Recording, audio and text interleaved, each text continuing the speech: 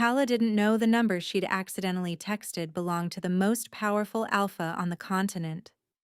She didn't know he'd spent 7 years searching for someone exactly like her, following cold trails and dead ends across 3 countries. And she definitely didn't know that one mistyped digit would bring him straight to her door and shatter every lie she'd built her life upon. All she knew was that her feet ached, her back screamed. And if the couple in booth 9 didn't stop arguing about their appetizers soon, she might cry right there on the sticky linoleum floor. The lamplighter diner wasn't much: cracked vinyl seats, fluorescent lights that buzzed like dying insects, and a menu that hadn't changed since 1982. But it was the only place that had hired a pregnant woman with no references and a past she couldn't explain. So Calla worked the graveyard shift, smiled until her cheeks hurt, and pretended her life wasn't falling apart one unpaid bill at a time. 4 months along now. The bump was starting to show, and she'd had to safety pin her uniform skirt to keep it closed. Marcus hadn't even bothered to respond to her last 3 texts. Not that she'd expected him to. The moment she'd said the word pregnant, he'd looked at her like she'd sprouted a second head, mumbled something about needing time to think, and vanished like morning fog. "Good riddance," her friend Bex kept saying. "You're better off." Maybe, but better off still meant alone, still meant scared, still meant doing the math every night and realizing she was exactly $247 short of making rent. The couple in booth 9 finally left, stiffing her on the tip. Of course. Calla cleared their plates, pocketed the insulting handful of coins they'd left, and checked her phone during the brief lull. She'd meant to text her sister. Gemma lived 3 states away and they hadn't spoken in 2 years, but Calla had been working up the courage to reach out, to tell her about the baby, to maybe, possibly, ask for help. She'd typed the number from memory, attached the ultrasound photo, and written, "I know we haven't talked, but I thought you should see this. I'm keeping it. Call me when you can." Now, staring at her phone, she realized with dawning horror that the message had gone through to the wrong number. 1 digit off. She could see it now. The 8 that should have been a 3. Her stomach dropped. Before she could figure out how to apologize to some stranger for sending them a photo of her uterus, 3 dots appeared. Someone was typing back. The reply came through at 11:47 p.m. "We need to talk. Don't leave. I'm coming to you." Calla stared at the message. A chill crept down her spine that had nothing to do with the diner's aggressive air conditioning. Some random person had her ultrasound, and instead of responding with confusion or dismissal, they'd said, "I'm coming to you." She blocked the number with shaking fingers, shoved her phone in her apron pocket, and told herself it was just some creep. Some weirdo who'd seen a pregnant woman's photo and decided to be threatening. It happened. The world was full of terrible people. She'd almost convinced herself by the time the door chimed. The man who walked in made every instinct she had snap to high alert. He was tall, broad-shouldered, wearing a charcoal coat that probably cost more than 6 months of her rent. Dark hair pushed back from a face that belonged on magazine covers or warning labels. Sharp cheekbones, sharper jaw, and eyes the color of aged whiskey that found her immediately across the empty diner. Like he'd known exactly where she'd be standing. Calla's hand drifted instinctively to her stomach. A protective gesture she'd developed without realizing, her body already guarding what grew inside her. The man didn't approach the counter. Instead, he slid into the booth closest to the door, the one with the torn seat she kept meaning to report, and simply watched her. "Kitchen's closed," Calla said, keeping her voice flat. Bored. The voice of a woman who dealt with difficult customers every night and wasn't impressed by expensive coats or intense stares. "Coffee's still hot if you want some." "Coffee would be fine." His voice matched him. Low, controlled, with an accent she couldn't quite place. Something old-world buried under modern polish. Calla poured the coffee and brought it over. hyper-aware of his gaze tracking her every movement. When she set down the cup, she noticed his hands. Large, strong, with faint scars across the knuckles that didn't match the rest of his wealthy businessman appearance. Anything else? She wanted him to say no. Wanted him to drink his coffee and leave so she could finish her shift and go home to her cramped studio apartment and pretend this night hadn't happened. Sit down, Calla. Her blood turned to ice. She hadn't told him her name. Her name tag was in her locker because the pin had broken yesterday, and she hadn't replaced it yet. How do you know my name? Please. He gestured to the seat across from him. I'll explain everything, but I need you to sit. I need you to leave. She stepped back, reaching for the panic button under the counter. Hal, the night cook, was in the back. He was 63 with a bad hip, but he kept a baseball bat by the grill. Your mother's name was Ilsa, the man said quietly. She died when you were 8. A fire, they told you. But you know that's not true, don't you? You remember what really happened, even though you've spent 18 years trying to forget. Calla couldn't breathe. You remember the men who came to your house that night, the questions they asked, the way your mother told you to hide in the cellar and not come out no matter what you heard. His whiskey eyes held hers. And you remember what she could do, the gift she had, the one she passed to you. Stop. You feel things, Calla. When you touch people, you know things about them. Their emotions, their intentions, whether they're lying. He set down his coffee cup. Your mother had the same ability. So did her mother before her. It's in your blood. It's what got her killed. The diner felt too small, the buzzing lights too loud. Calla gripped the edge of a nearby table, her knuckles white. Who are you? My name is Stellan Voss. I've been looking for you for 7 years. The name meant nothing to her, but something about the way he said it, like it should mean something, like it carried weight she couldn't yet comprehend, made her stomach turn. You sent that text to my personal number, he continued, a number only a handful of people have. When I saw the ultrasound, I ran a trace, and when I realized who you were. He paused, something flickering in his expression. I had to come myself. You're insane. I'm the Alpha King of the Northern Territories, and you, Calla, are the last surviving heir of the Valdris bloodline. The people who killed your mother have been hunting you ever since. And now that you're carrying a child. His jaw tightened. Now they have even more reason to find you. The room spun. Calla grabbed the table harder, her vision blurring at the edges. She was nobody. A waitress, a pregnant woman who couldn't make rent. She didn't have a bloodline, didn't have hunters after her, didn't have anything except a dead mother and a lifetime of memories she'd buried so deep she'd almost convinced herself they weren't real. Almost. Before we continue, please take 2 seconds to like this video. I don't know what you're talking about. Calla's voice came out steadier than she felt. 18 years of practice, of hiding, of pretending. I think you should leave before I call the police. Stellan didn't move. You can call them if you'd like, but they can't protect you from what's coming. I can. I don't need protection. 3 weeks ago, a man was asking questions about you at the county records office. 2 weeks ago, someone broke into your apartment while you were at work. Nothing was taken, but things were moved, weren't they? Searched. His eyes never left hers. You told yourself it was your imagination. It wasn't. Calla's throat tightened. She had noticed. The drawer that wasn't quite closed. The photo album that had been moved from the closet shelf to the bed. She'd convinced herself she was being paranoid, pregnancy hormones making her jumpy. How do you know that? Because I've had people watching you, protecting you from a distance while I confirmed you were who I thought you were. He leaned forward slightly. They're getting closer, Calla. The people who killed your mother. They've been searching for you as long as I have, and they're better resourced than they were 18 years ago.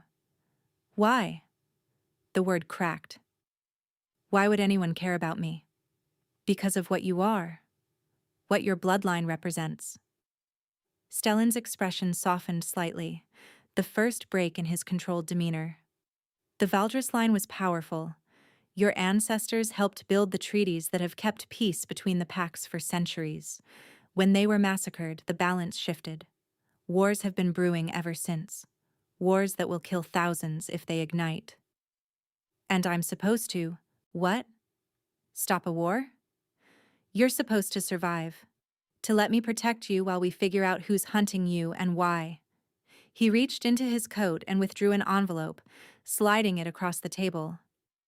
Your medical debts, your rent arrears, your mother's outstanding funeral expenses that you've been paying off for 18 years. I can make all of it disappear tonight. Calla didn't touch the envelope. What do you want in return? 7 days. Come with me. Let me keep you safe and learn the truth about who you are.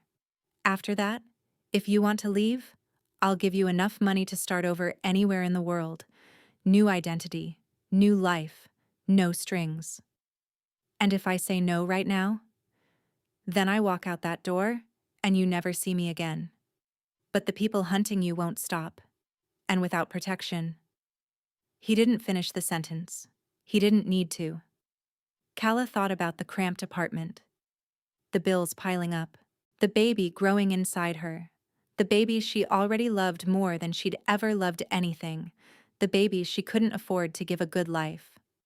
She thought about her mother. The way she'd smiled even when things were hard. The way she'd held Calla close and whispered, "You're special, little one. Never forget that. But never let them see." "I want your word," Calla said slowly. "That after 7 days, I can leave if I want to. No tricks, no traps, no suddenly discovering I'm obligated to stay. You have it. I want more than words." Something like respect flickered in Stellan's eyes. "What did you have in mind?" "My mother used to talk about blood oaths, said they were unbreakable among your kind." She lifted her chin. "If you are what you say you are, swear it in blood." Stellan stood, and Calla realized again just how tall he was, how much space he occupied, how the air itself seemed to bend around him. He pulled a small knife from his belt, the handle worn with age, the blade glinting in the harsh fluorescent light. Without hesitation, he drew it across his palm. Blood welled up, dark and red. He offered her the knife.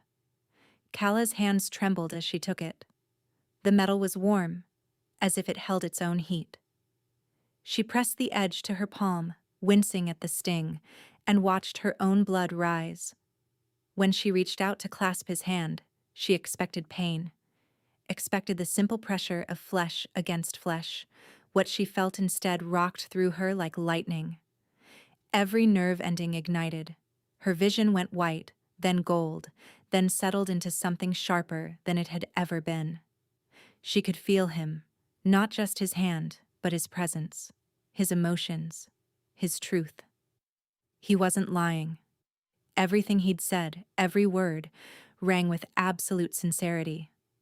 But beneath that, wrapped around it like vines around a trellis, was something else. Something that pulled at her core with an intensity that stole her breath. A recognition. A connection that felt ancient and inevitable and terrifying. Stellan's grip tightened. His eyes widened slightly, and she knew, she could feel, that he'd experienced it too. Neither of them spoke. The moment stretched, taut as a wire. Then Stellan released her hand carefully, pulling a handkerchief from his pocket and tearing it in two. He offered her half first, waiting until she pressed it to her palm before tending to his own wound. "Dawn," he said, his voice rougher than before. "I'll send someone to collect you. Pack whatever matters to you." He paused at the door, looking back at her with an expression she couldn't quite read. "Get some sleep, Calla. Tomorrow, everything changes." Then he was gone, disappearing into the night like he'd never been there at all. Calla stood alone in the empty diner, blood seeping through the cloth on her palm, the phantom sensation of his touch still burning through her veins. What had she just agreed to? The car arrived at exactly 6:15 a.m. Calla had packed everything that mattered into a single duffel bag. 2 changes of clothes, her mother's locket, the ultrasound photos, and the worn paperback copy of poetry that Ilsa used to read aloud on rainy nights. Her entire life fit into something she could carry with one hand. The driver was a woman, tall, athletic, with close-cropped silver hair and a no-nonsense demeanor that reminded Calla of her high school gym teacher. "Marin," the woman said by way of introduction, "I'm His Majesty's head of security. You'll be safe with me." His Majesty. The words sounded absurd applied to the man from the diner, but Marin said them without a trace of irony, so Calla kept her skepticism to herself. They drove for nearly 4 hours, leaving the city behind, then the suburbs, then the small towns with their gas stations and fast food chains. The landscape shifted gradually, flat farmland giving way to rolling hills, and then dense forest that seemed to swallow the road entirely. Finally, they turned onto a private drive marked only by a stone pillar with a symbol Calla didn't recognize. The trees pressed close for another mile before opening suddenly into a valley that stole her breath. The estate sprawled across the landscape like something from a fever dream. Not a castle exactly, but close. Stone and timber and glass, modern architecture woven seamlessly with old-world craftsmanship. Behind it, mountains rose sharp and snow-capped against the morning sky. "Welcome to Thorn Haven," Marin said. Inside, the contradictions continued. The exterior suggested fortress, but the interior radiated warmth. Sunlight poured through massive windows. Fresh flowers sat on every surface. Somewhere distant, Calla heard laughter and the clatter of dishes. A woman named Odessa showed her to a suite larger than her entire apartment. The bed was enormous, piled with quilts and pillows. The bathroom had a tub deep enough to swim in, and the window overlooked a garden where actual roses bloomed despite the mountain chill. "His Majesty asked that you rest today," Odessa said. Her weathered face was kind, her accent faintly musical. "Dinner will be brought up, and tomorrow, when you're ready, he'll explain everything properly." After she left, Calla stood in the center of the room and tried to remember how to breathe. This couldn't be real. Things like this didn't happen to people like her. She was a waitress with a dead mother and a missing boyfriend and a baby she couldn't afford. She didn't belong in places with rose gardens and quilted beds and staff who called men "Your Majesty" without laughing. But her palms still throbbed where the knife had cut. The bond still hummed beneath her skin like a second heartbeat, and the baby kicked for the first time, right there in that beautiful room, as if to say, "We're here now. We might as well see what happens." Calla pressed her hand to her stomach and let herself cry. The next 3 days blurred together in a haze of revelations.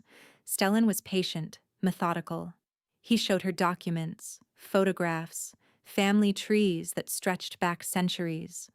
The Valdris line, her mother's line, had been advisors to the Alpha Kings for generations. Empaths, they were called.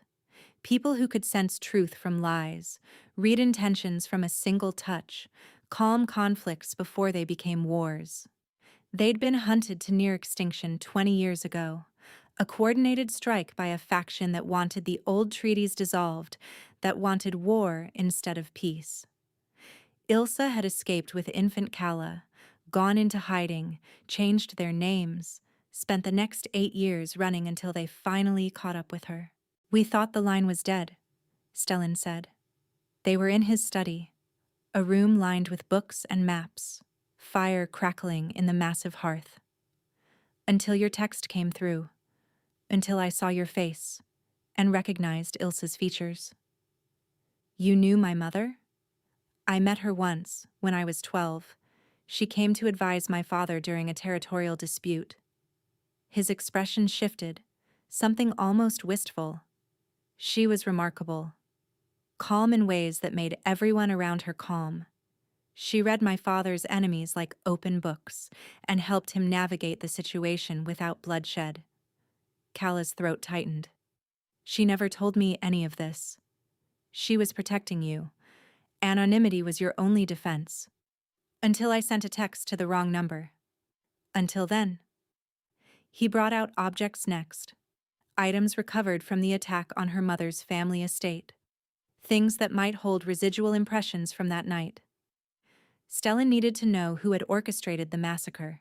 The faction responsible had gone underground afterward, but someone was still pulling strings. Someone was still hunting survivors. "You want me to read these?" Cala said, staring at the collection on his desk. A woman's earring. A man's signet ring.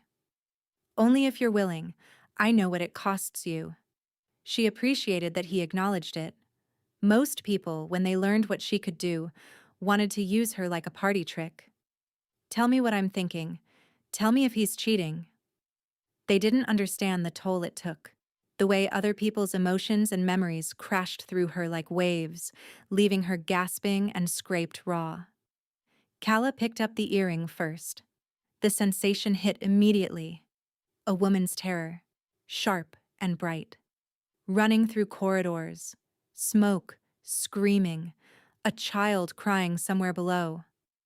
Hide her. Hide her. They can't find her. Cala gasped, the earring slipping from her fingers. "That was my grandmother." Her voice shook. She was trying to protect someone, a child. "You," Stellan said quietly. "She was trying to protect you." The ring was worse. It had belonged to one of the attackers, and when Cala touched it, she felt his cruelty like oil on her skin, his satisfaction, his loyalty to a man he called the Architect. No name, no face, just a title and an obsession with ending the bloodline completely. She dropped it and immediately retched, barely making it to the wastebasket before her stomach emptied. Stellan was beside her in an instant, one hand gathering her hair back, the other rubbing circles on her spine. "Enough." His voice was firm. "No more today." But the Architect, "Tomorrow or never.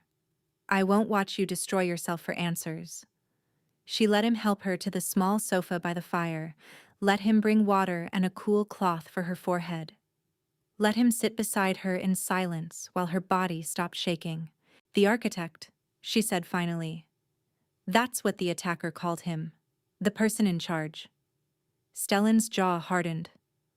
"I've heard that name whispered in intelligence reports. Never confirmed. If he's real, if he's behind all of this, then he's the one who killed my mother. And the one still hunting you." Cala pressed her hand to her stomach. The baby was quiet now, but she felt its presence like a warm ember inside her. "Then we find him," she said. "Before he finds me." The days became a week. Cala fell into rhythm without meaning to. Mornings, she walked the gardens with Odessa, learning the names of flowers she'd never seen before. Afternoons, she worked with Stellan, reading objects when she could stomach it, piecing together fragments of a conspiracy that seemed to stretch across decades. Evenings, she ate dinner with the household staff, who treated her with a warmth she hadn't expected and didn't quite know how to accept. And somewhere in between, she started watching Stellan. Not obviously, not in ways he'd notice, but she found herself tracking how he moved through rooms, how he listened when people spoke to him, how he carried the weight of leadership like a physical burden across his shoulders. He worked constantly. She'd pass his study at midnight and see the light still burning, see him hunched over reports and correspondence, see the exhaustion he tried to hide from everyone else. He was kind to his people in quiet ways, a hand on a shoulder, an extra day off granted without being asked. The way he remembered everyone's names, their children's names, their struggles and triumphs, and he was kind to her. He never pushed her past her limits with the readings, never made her feel like a tool rather than a person. When she was tired, he insisted she rest. When she was frightened, he sat with her and said nothing, letting his presence alone be comfort. She didn't know what to do with any of it. On the 9th night, Calla found him on the ramparts. Thorn Haven had actual ramparts, a reminder that the estate had been a fortress once, and centuries ago. Now they just offered a view of the mountains and the endless stars. "Couldn't sleep?" she asked, joining him at the stone wall. Stellan glanced at her, something softening in his expression the way it always did now when she appeared. "Thinking too much. You. Baby's restless." She rubbed her stomach absently. "I think she knows something's coming." "She?" "Feeling. I don't know for certain." Stellan looked at her belly, then quickly away, as if catching himself. "The architect," he said after a moment. "I've been chasing him for years. After the massacre, after what happened to your family, I swore I'd find him. Make him answer for it." His hands gripped the stone. 7 years, and I'm no closer than when I started. You found me. By accident. Because you sent a text to the wrong number. Maybe it wasn't the wrong number. The words left her before she could stop them. Maybe it was exactly the right one. He turned to look at her fully, and the moonlight made his features sharper, more exposed. She felt that pull again, the one that had ignited when they'd clasped bloodied hands in the diner. The bond, whatever it was, humming between them like a plucked string. "Calla." His voice was rough. "There are things I should tell you." "Then tell me." "When we made the oath, I felt something. Something I wasn't expecting." He paused, seeming to struggle with each word. "My kind, we have bonds, connections that form without our choosing. They're rare. Once in a lifetime, if you're fortunate." Her heart hammered against her ribs. "And you felt that? With me?" "Yes." The admission hung in the cold mountain air. "I didn't plan this," he continued, quieter now. "I came looking for an empath to help me find the architect. I found—" He stopped, shook his head. "I found everything. You're brave in ways I didn't think people could be anymore. You face horrors through those readings and then stand up and ask what's next. You should be bitter, angry, broken after everything life has thrown at you, but you're not. You're warm and stubborn and stronger than anyone I've met." "Stellan, I'm not asking you to stay past the 7 days. I meant what I promised." His eyes held hers, and she saw the restraint there, the iron will it took for him to not reach for her. "But you should know. Whatever you decide, whenever you leave, part of me will always—" He didn't finish. He didn't have to. Calla thought about every man who'd ever disappointed her. Every promise broken, every vulnerability exploited, every time she'd let herself hope and been crushed for it. She thought about Marcus, who'd vanished at the first sign of responsibility. About the parade of foster homes after her mother died, the families who looked at her strangely when she knew things she shouldn't know. She thought about walls and why she'd built them, and what it might mean to let them crack. Then she stopped thinking. She rose on her toes and kissed him. Stellan froze for half a heartbeat. Then his arms came around her, pulling her close, and he kissed her back with a desperation that made her knees weak. One hand cradled the back of her head, the other splayed across her lower back, holding her like she was precious and fragile, and his all at once. When they finally broke apart, both breathing ragged, Calla pressed her forehead to his chest. "I'm terrified," she whispered. "I don't know if I can be what you need." "You already are. This is insane. We've known each other 9 days. Some things don't follow timelines." His lips brushed her temple. "But I meant it. You're free to leave whenever you want. The bond doesn't change that." She pulled back enough to meet his eyes. "Ask me again. After we find the architect. After this is over and I've had time to breathe." She touched his jaw, felt the muscle tighten beneath her fingers. "Ask me again and I'll give you a real answer." Something like hope flickered across his face. I can work with that. Good. She kissed him once more, softer this time. Now walk me back before I do something reckless. His laugh was low, warm, surprised. Reckless doesn't sound terrible. It does when I'm 4 months pregnant and running on no sleep. He took her hand, threading their fingers together, and led her back through the ancient corridors of Thorn Haven. At her door, he kissed her forehead with a tenderness that made something twist behind her ribs. Sleep well, Calla. You too. She watched him walk away, his restraint evident in every rigid line of his body. Then she closed the door and leaned against it, heart pounding, lips still tingling. What was she doing? And why did it feel so terrifyingly right?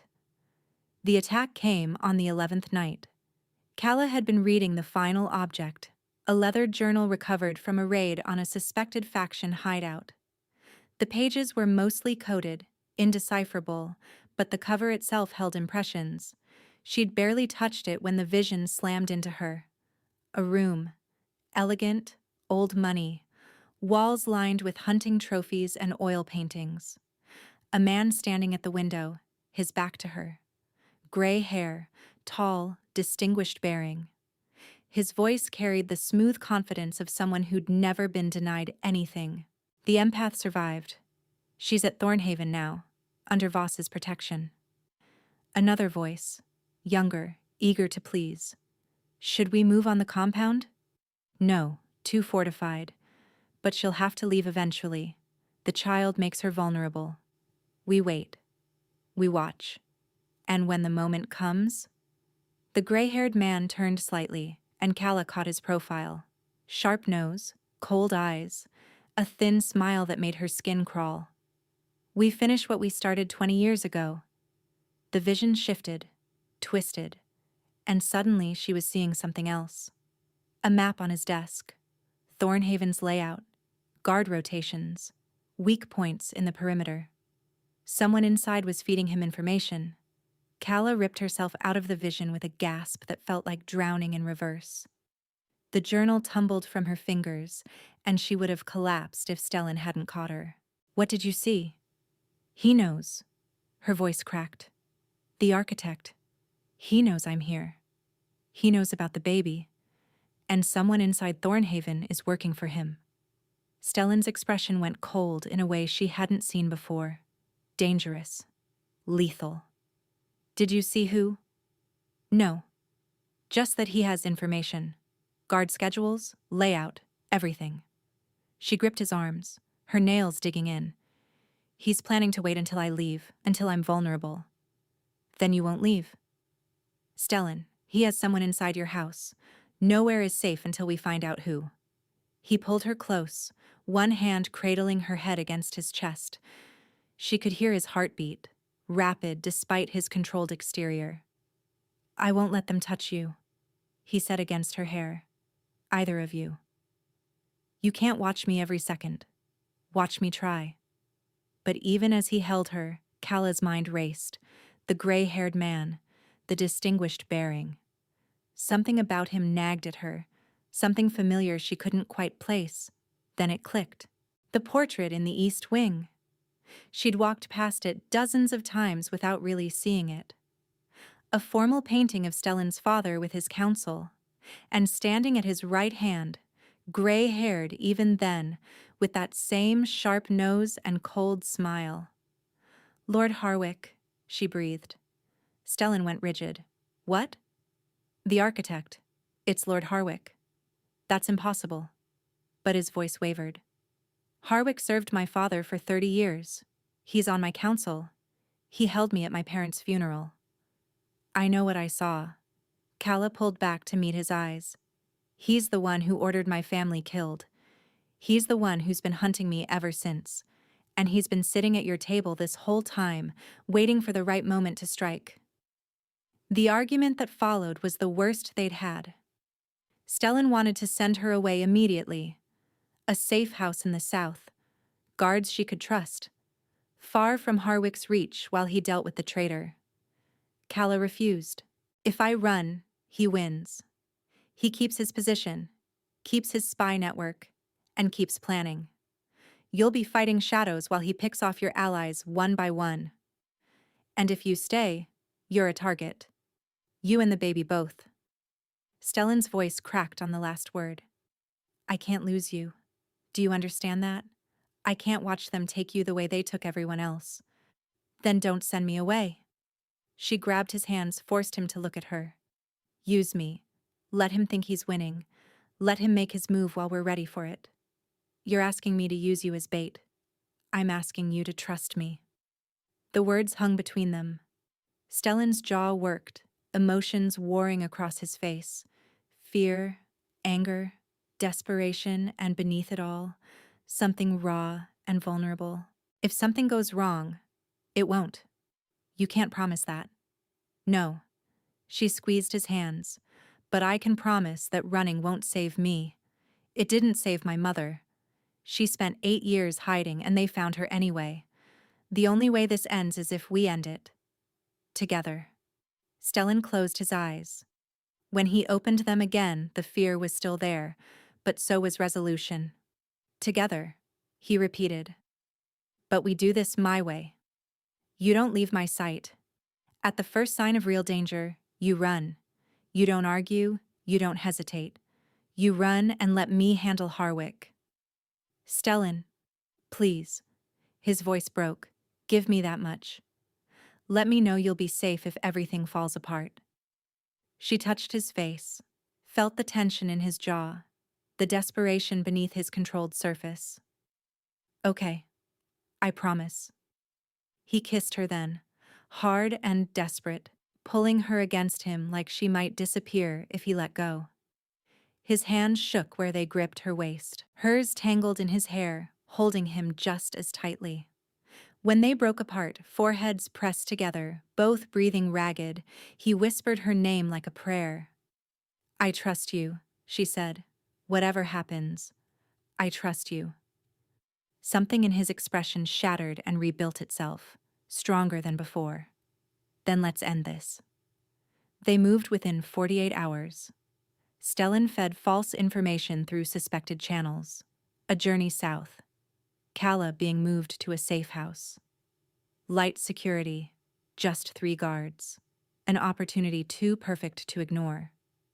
Harwick took the bait. The ambush was set at the old mill outside of Thorn Haven's territory. Calla rode in the decoy carriage, but this time she wasn't helpless. Marin sat beside her, armed to the teeth. And in the forest surrounding them, 24 of Stellan's most trusted warriors waited. They didn't have to wait long. Harwick's men emerged from the trees like ghosts, crossbows raised, swords drawn. They surrounded the carriage with military precision, and a cold voice cut through the night. Open the door, slowly. Marin nodded to Calla. This was it. Calla stepped out of the carriage, hands raised, playing the terrified pregnant woman. It wasn't entirely acting. Her pulse spiked, and the baby chose that exact moment to kick, as if reminding her what was at stake. Harwick emerged from the shadows, and seeing him in person made her blood freeze. He looked exactly as he had in the vision, distinguished, elegant, and utterly soulless behind those cold eyes. The last Valdris, he said, approaching her with a predator's smile. You have your mother's face. I remember watching her burn. Calla's hands curled into fists. You'll remember watching yourself hang too. Harwick laughed. Spirited. I can see why Voss is so taken with you. It's almost a shame. He drew a dagger from his belt. But your bloodline ends tonight. You and that abomination growing inside you. I don't think so. Stellan's voice rang out from the darkness. Then chaos erupted. Warriors poured from the trees. Steel clashed against steel. Harwick's men, expecting an easy ambush, found themselves surrounded and outmatched. Marin shoved Calla behind the carriage, forming a shield with her body while the battle raged. Harwick tried to run. He didn't get far. Stellan intercepted him at the tree line, moving faster than any human should. They fought viciously, blade against blade, and Calla caught glimpses through the chaos. Harwick was skilled. experienced, but Stellan was fury incarnate. Every strike carried 20 years of grief and rage. Then Harwick stumbled. Stellan's blade found his throat. "Yield," Stellan snarled, "or die here." Harwick laughed, blood trickling from a cut on his cheek. "Kill me! Another will take my place. The faction is bigger than one man." "Then you'll tell me everyone involved. Every name, every safe house, every plan." Stellan pressed the blade harder. "Or I'll make your death last weeks instead of minutes." "You don't have the stomach—" "Actually," a new voice interrupted, "he really does." Everyone turned. A woman stepped from the trees. Young, mid-20s, with auburn hair and Kala's mother's eyes. She walked with a limp, like someone who'd recently recovered from injury, and her clothes were travel-worn and dirty. But her face. Kala's heart stopped. "Gemma?" Her sister smiled, tired but fierce. "Hey, Kala, sorry I'm late. I've been tracking this bastard for 2 years." She held up a leather satchel. "And I have every piece of evidence we need to bring down the entire faction." Harwick's face went ashen. The fight bled out of him as he realized how thoroughly he'd lost.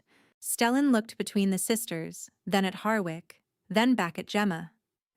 "You were the one feeding us intel, the anonymous tips about faction movements?" "Guilty." Gemma's smile turned sharp. "Our mother made me promise to watch over Kala. Took me a while to find her, but here I am." She walked up to Harwick, studying him with cold contempt. "You killed my mother, my grandmother, my entire family. And you thought you could finish the job?" She spat at his feet. "You're nothing but a coward who murders children in their beds." "Take him," Stellan ordered. "Chain him in the deep cells. He doesn't see daylight until the trial."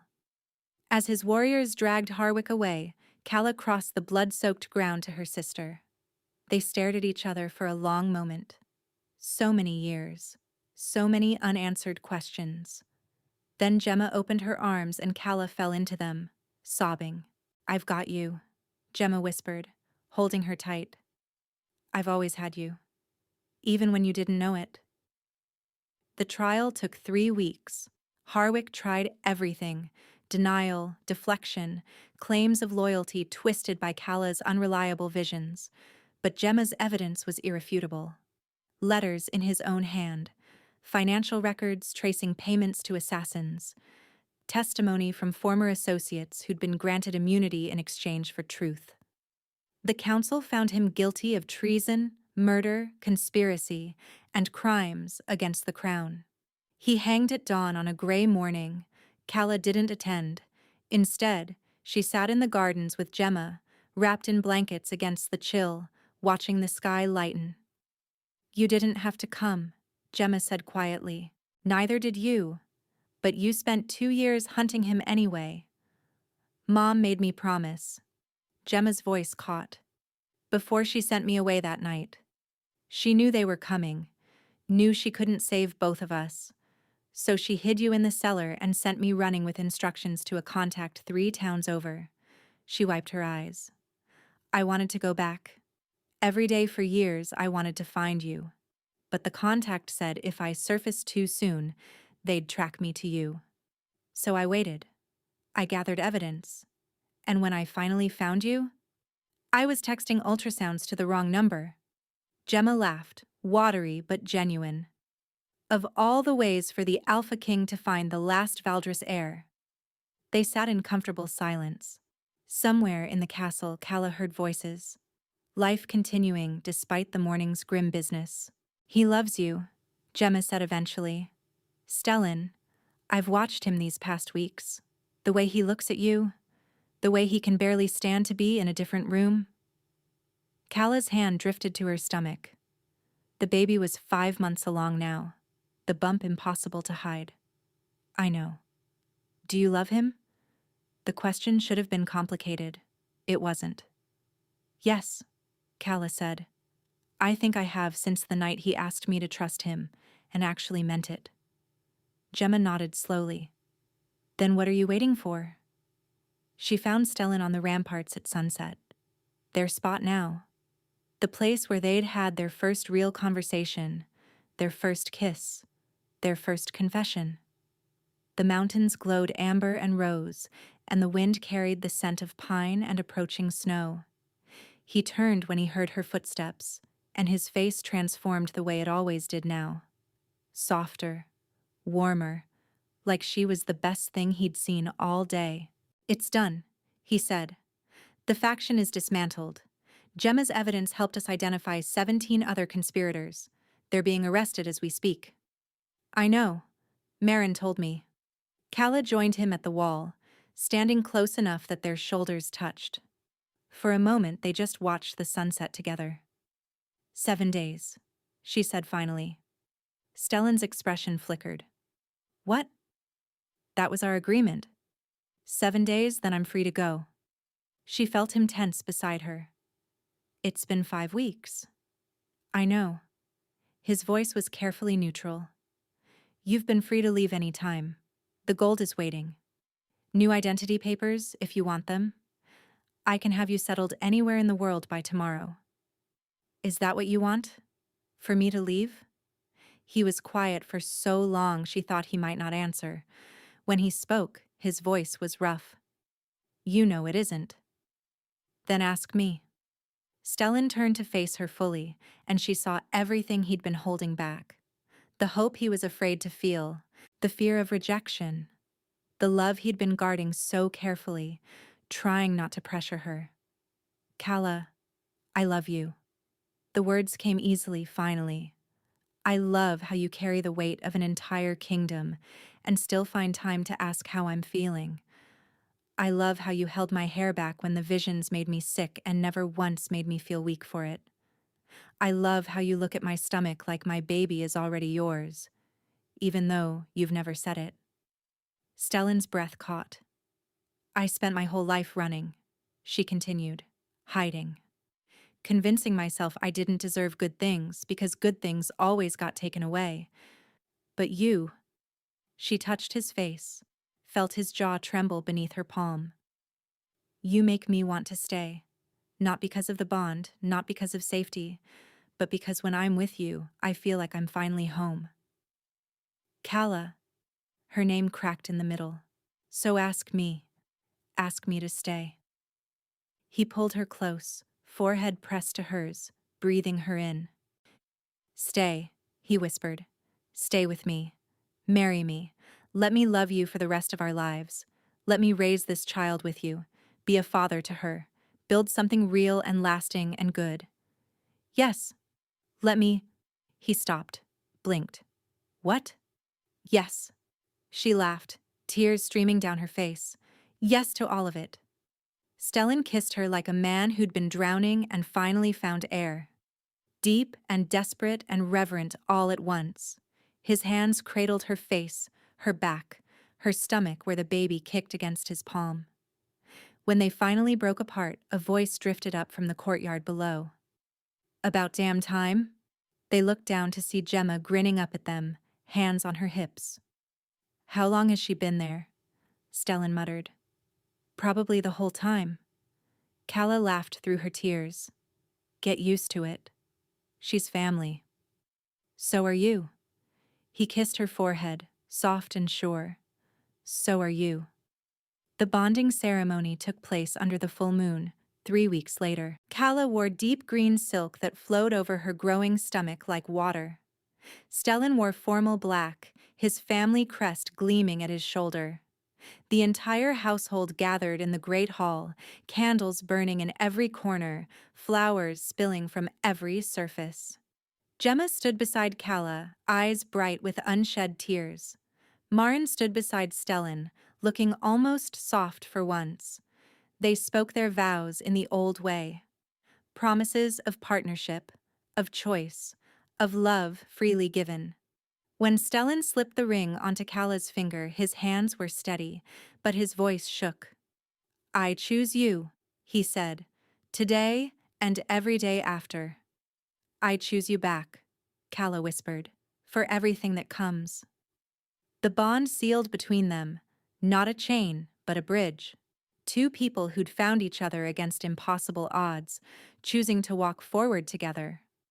The celebration lasted until dawn, music and dancing and toasts that grew progressively more ridiculous as the wine flowed.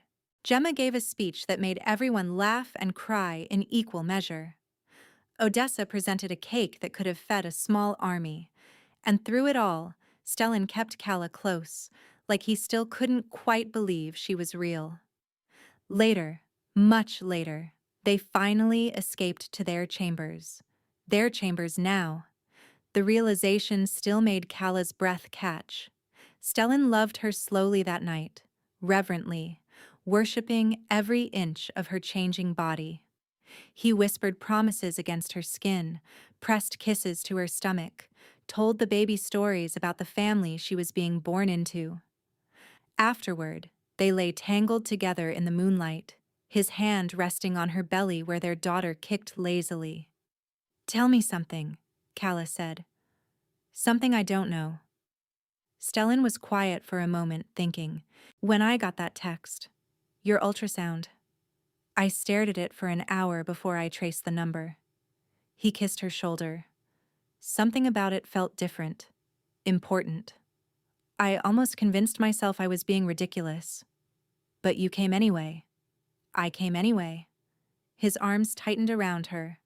"Best wrong number I ever received." Calla laughed, pressing closer to him. "I was so scared that night.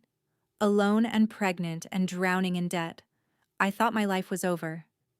She turned in his arms to face him. "I sent that text to the wrong number and you answered.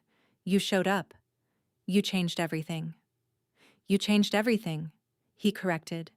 "You gave me back my hope, my purpose, my family." He kissed her softly. "You're my home, Calla. You and our daughter. Everything else is just geography." She fell asleep in his arms, warm and safe and loved in ways she'd never dared to dream.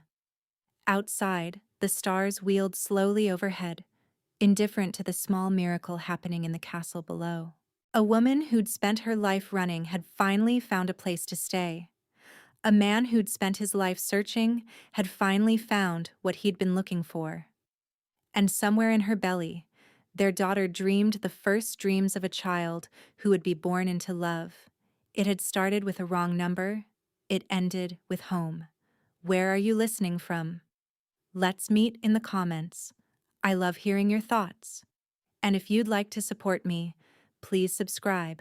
It's free, and it helps more people hear these stories.